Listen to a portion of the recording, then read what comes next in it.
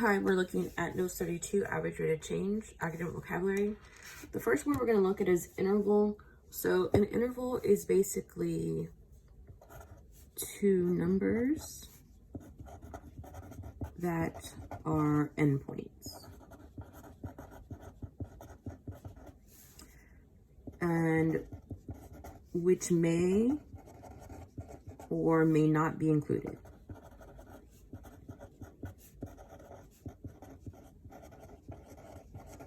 So when we're talking about the average rate of change, you need to know that the interval is included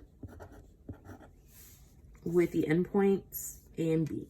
So you're going to say A and B are included. And it's the notation of the brackets that lets you know that A and B are included. Okay, we have secant line next. So you need to know that this is a line created in an interval. So what I mean, if it's a line created in interval, it's a line created with two endpoints. So you can say interval or two endpoints.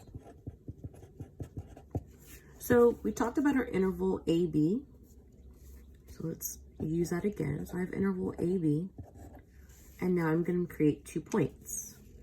And you're going to have point 1, which is going to be A, and then a function of A. And then you have point 2, which is going to be B, and then a function of B. So basically, this is a substitution.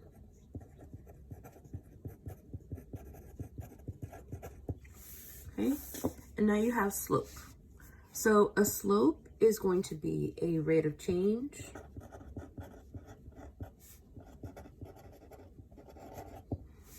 in the context of a secant line. The rate of change is going to take these 2 points, and then you're going to become the average rate of change. So you've known slope as the change in y over the change in x. In this case, we're going to call it f of b minus f of a over b minus a. And then that is going to be the formula for the average rate of change. So we're going to carry this over. And you need to know that the average rate of change and the slope will be similar terms. You need to know that this is a constant, which always means that it is equivalent to a number. And you need to know that it is a secant line, the slope of the secant line. So it is the slope of the secant line.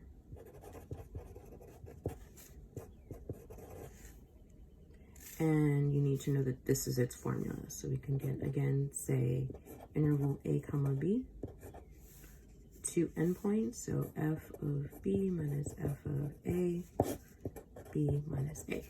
Okay, so I want to practice on how to find points of a secant line. First thing you need to remember is that a secant line consists of 2 points, A and B, and we say that A and B are included.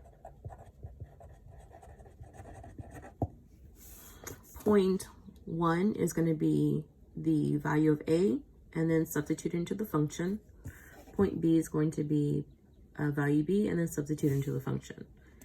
This is your function, and this is your interval. So in this case, we can say that A equals 2 and B equals 1. I'm going to substitute A for x. So I say f of A equals, remember we're substituting the x for the 2. 2 squared minus 1, f of A equals 4 minus 1, f of A equals 3. So now I can say that I have a, which is 2, and f of a, which is 3, because this right here is an ordered pair. Okay, so now we're going to find point 2. So I have b equals 1. So f of b equals, the 1 gets substituted into the f of x. So it's 1 squared minus 1. F of b equals 0. So my ordered pair is going to be 1, 0. Okay, how to find the rate of change over an interval.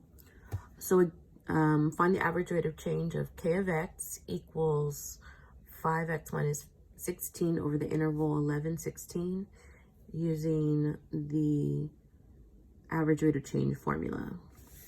So this is the average rate of change formula.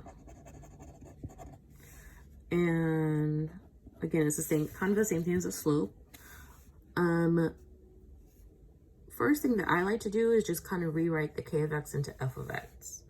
So I should know that k of x equals f of x. So I'm going to say that I have 5x minus 16. And I know that my a equals, it says a comma b, 11. And my b equals 16. Let's do a first. So I'm going to say f of a, which is this formula right here, is going to be 5 times 11 minus 16 equals 55 minus 16 equals 39. So f of a equals 39. If I had to make the order pair, it'd be 11, 39. This would be my AF of A. Then I have B equals 16, so F of B equals 5 times 16 minus 16 equals 80 minus 16 equals 64. That's a 64. So F of B equals 64. If I had to make my order pair, B, F of B, so I would get 16, 64. So now it says using formula, find the average rate of change. So F of B is, this is F of B minus F of A over B minus A. I'm gonna get 64 minus 39 divided by B 16 minus A 11. So I get 25 over 5. And my average rate of change is going to be 5. I'm going to call it average rate of change. And that's my solution. Find the average rate of change of g of x equals negative 19 square root of x over the interval 12, 15 using formula f of x minus f of a divided by b minus a. So the average rate of change, this is the formula. I know that this is a, this is b, and I change this to my f of x. I just always do that. And okay, so a equals 12 and b equals 15. Let's work with the a first. So a f of a means negative 19 square root of x. This 12 goes into the x. So I get negative 19 square root of 12. I'm going to simplify this. It's negative 19 square root of 4 times 3. Negative 19 times 2 square root of 3 equals negative 38 square root of 3. So that's my f of A.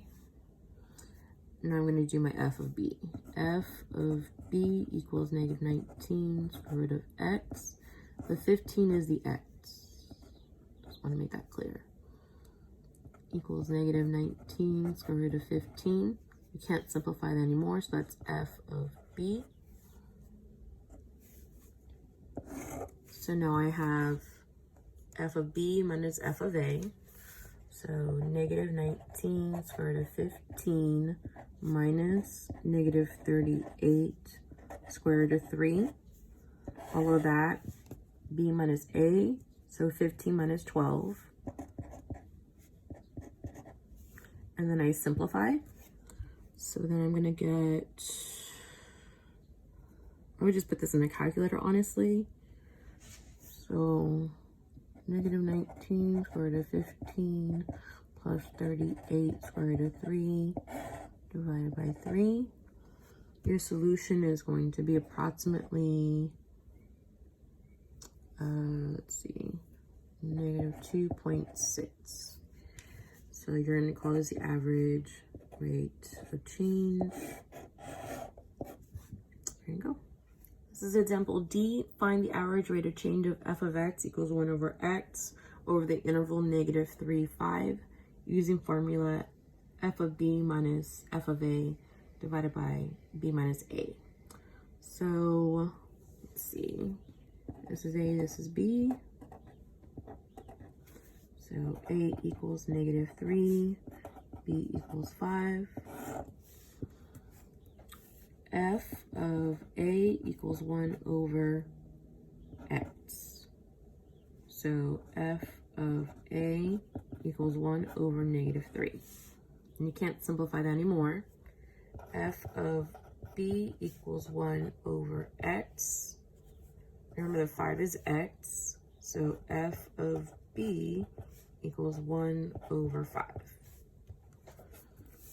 If I needed to make the ordered pair, I would say that I had negative 3 comma negative 1 over 3. And then I would say I had B, which is 5, f of B, 1 over 5. All right, so let's put this all together. F of B minus f of A, B minus A.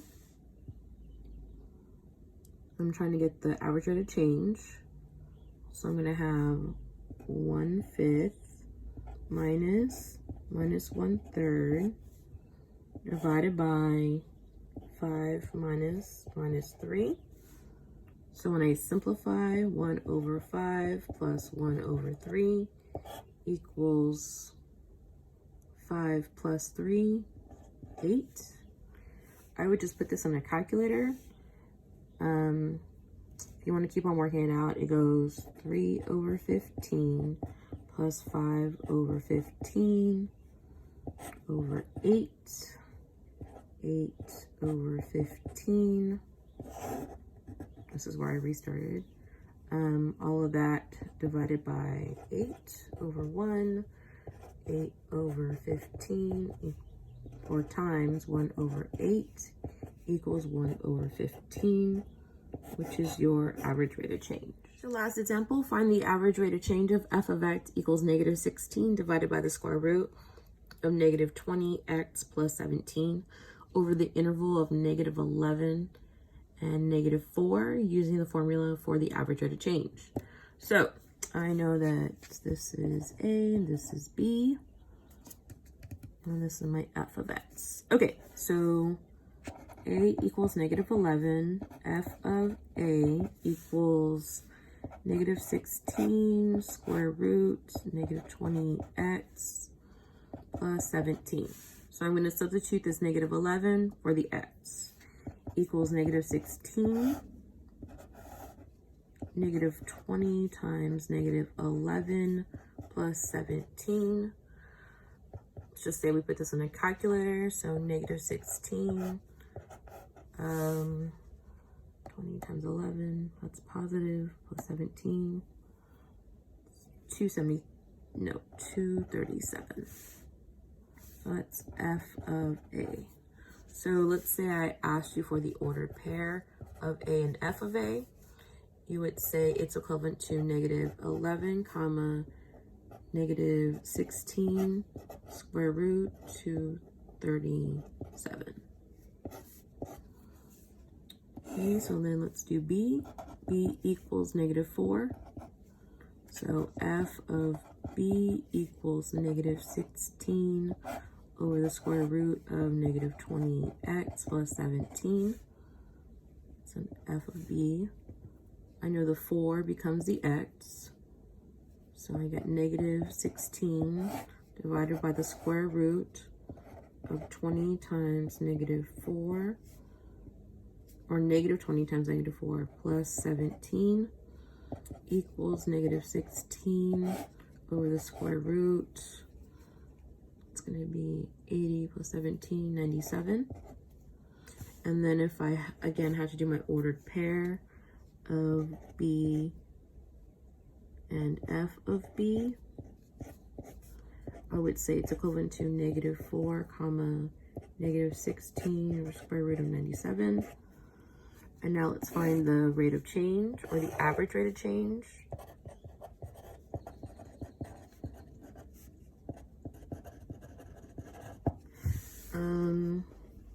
So what we're gonna do is put f of b minus f of a, and then subtract b and a.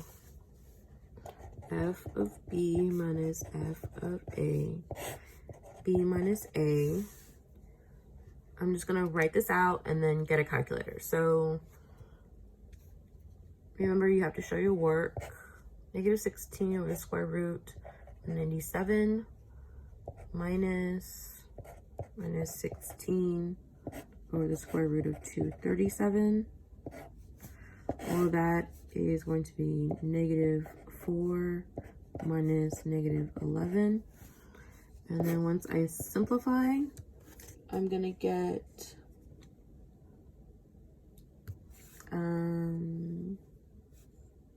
negative 0.1. And again, this is the calculator. Okay, have a nice day.